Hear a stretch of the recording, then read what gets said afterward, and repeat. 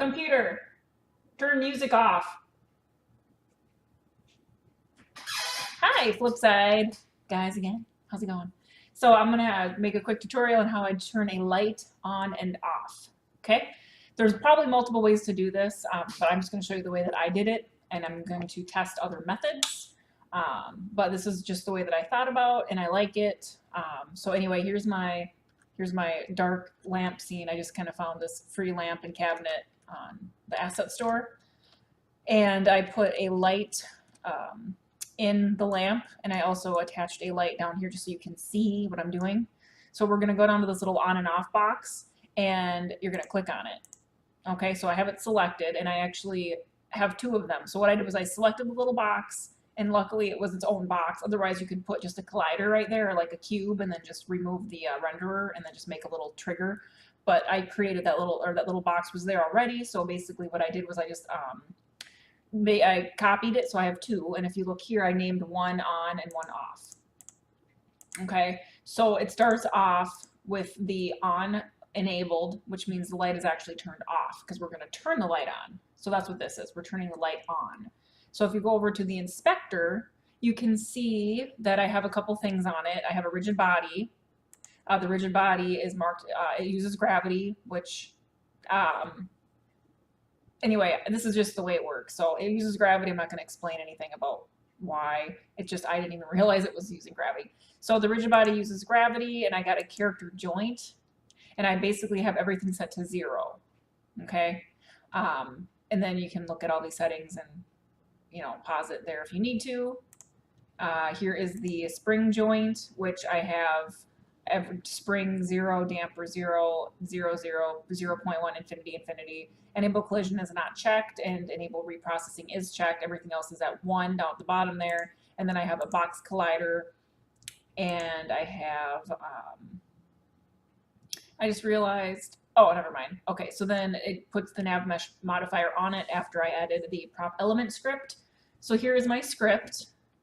And what I'm doing with the button here in the video that I posted is I'm using on begin interaction. So you grab it, and as soon as you grab it and you do, I think it's trigger or grip, I don't even remember now, it turns it on. And you let go, and then you press it again and it turns it off. You let go. So basically, on end interaction, when you let go of it, it's changing things. So now that you turn the light on, so editor and runtime, light dot enabled. So I dragged the point light for the lamp into this box, and I have it checked because it is true. Light enabled equals true. So it starts off is off. So when you grab it, you're enabling the light. So it's true. Light is enabled. Now the light's on. You let go, it's on. But when you let go, what's happening is the light is staying on. However, this little box that I created is getting turned off completely.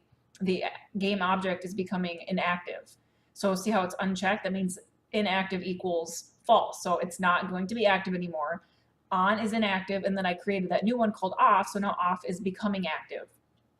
Okay, so now when I go to the off one, so let's just hypothetically say the light needs to be turned off.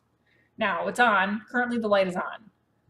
So when the light is turned on and you grab it again, you're going to disable the light. Okay, so that's what this is for. Editor and runtime, light enabled equals false, point light, easy as pie. And now you're going to want to do the opposite of what you just did down at the on end interaction. So now you're going to turn off the off button, the off collider, and you're going to turn on the on collider, because then it's going to keep swapping it. So every time you let go, it's switching it out, if that makes any sense whatsoever.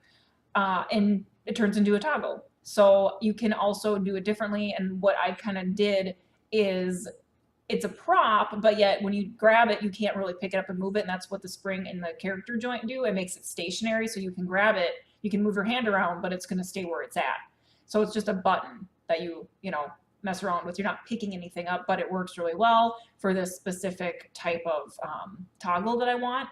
You're not using it. If you press the trigger, nothing's going to happen on the on up or on button down or whatever, just the begin and end interaction. So it creates a toggle for you. And if you want any more information, you can definitely ask me, and I will post pictures and clips of what I did here for you. But you can do this on pretty much anything. You can create the character joint, spring joint to make it so that the prop is stationary and it doesn't move, but yet you can still use all these different interactions with it. So I did not enable gravity also. I just unchecked the gravity box. So yeah, that's how you do it. And I don't think there's really any much more that I can say on this one. So I hope this helps anybody that wants to make a light or some type of switch that does something, turn something on, turn something off. So thanks for watching, and we'll see you guys soon.